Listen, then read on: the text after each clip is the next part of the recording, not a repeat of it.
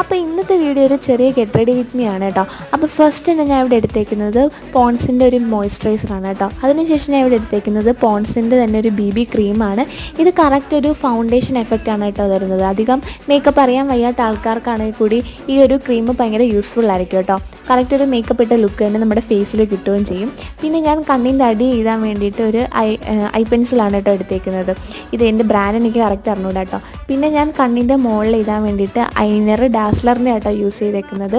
പിന്നെ ഞാൻ ഇവിടെ എടുത്തേക്കുന്നത് ഒരു ലിപ്പ് ലൈനറാണ്. ലിപ്പ് ലൈനർ ജസ്റ്റ് ഒന്ന് ഞാൻ എഴുതി കൊടുക്കുന്നുണ്ട്. പിന്നെ അതിൻ്റെ അകത്ത് ഫില്ല് ചെയ്യാൻ വേണ്ടിയിട്ട് പർപ്പിളിൻ്റെ തന്നെ ഒരു ലിപ്സ്റ്റിക്ക്, ഇതിൻ്റെ ഷെയ്ഡ് കറക്റ്റ് അറിഞ്ഞൂടാ, ലിപ്സ്റ്റിക്ക് ഒന്ന് ഫില്ല് ചെയ്ത് ലൈറ്റായിട്ട് കൊടുക്കുന്നുണ്ട്. പിന്നെ ഒരു കല്ലിൻ്റെ പൊട്ടാണ് കേട്ടോ ഞാൻ വെച്ച് കൊടുത്തത്.